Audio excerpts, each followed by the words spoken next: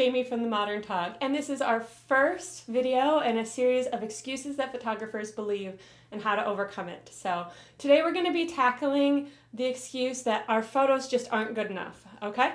So I want you to know right now that this is a lie that we tell ourselves that holds us back, and it's one of the most prevalent ones that I've seen in the photography community.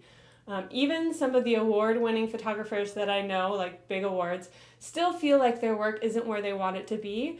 And I just think that's part of being a photographer and an artist, not just a photographer, but is that you always feel like there's somewhere else that you can go with your work and there's something better that you want to be doing. So don't let this one hold you back. So let's talk a little bit about how we get our work to the point where it is improving, because I think that if we know how to get from where we are to somewhere better, it's going to help us overcome this hurdle. So number one, you need to learn your camera inside out and know how to reproduce the photos that you show on your website, okay? It shouldn't just be luck. It shouldn't be spray and pray, because that's ridiculous, and I'm sorry, but that advice is the worst advice I have ever heard. If you are a professional and are charging for your services, you need to know how to at least work the basic parts of your camera.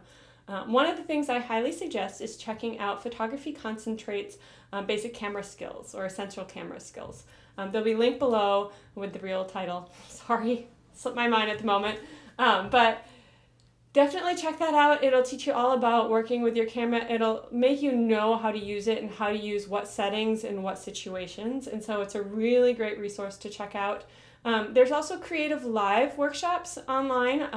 What they do is they have somebody come in and they stream it live on the internet. And when the workshop is actually going on, you can watch it for free, which is really cool. If you want to watch it later or after the workshop has already happened, you can buy it. And it's really reasonable. It's like $150 right now for, sometimes a several-day seminar or workshop. So it's really a lot of resources for very little money. But if you can get them while they're being taped, you can watch it for free. So that's an awesome resource. I'll link that below.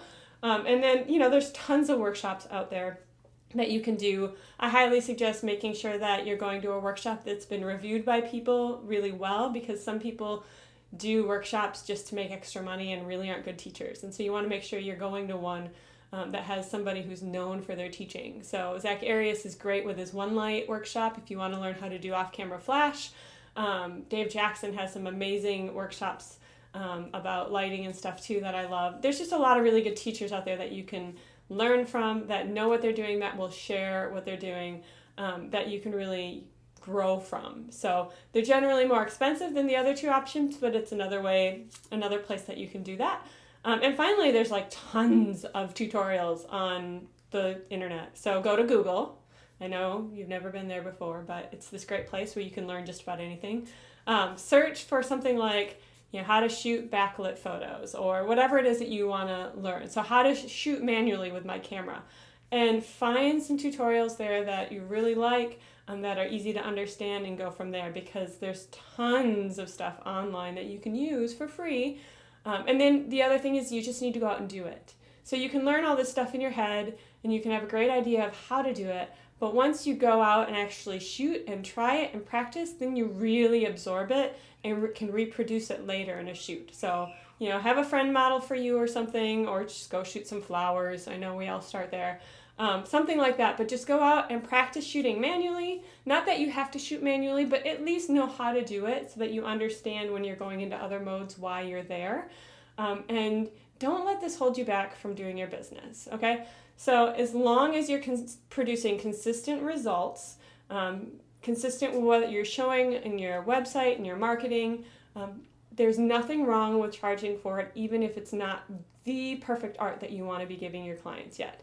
So just keep learning, keep shooting. I'm not saying you should sell bad images or that you should be a bad photographer or do bad photos. So if you really feel like you have no idea what you're doing and you're just shooting an auto, don't run a business yet. Don't charge for it yet. Get some experience, learn your camera, and then when you can get more consistent, start charging. And don't let that hold you back from doing things like raising your prices or, selling other services that you want to provide, because it's going to be okay. If you're consistent, that's the main thing, because you're setting expectations and then you're meeting them. So yes, keep growing, keep learning. I think that's important, but don't let it hold you back from rocking your business. So If you have any comments about this, I'd love to hear them in the comments below. So leave a comment. Let me know if you believe, or if you're believing this excuse, and if it's holding you back, and what you're going to do to get beyond it and move forward with your business. So thanks. This is Jamie from The Modern Tog, and I look forward to seeing you in our future videos.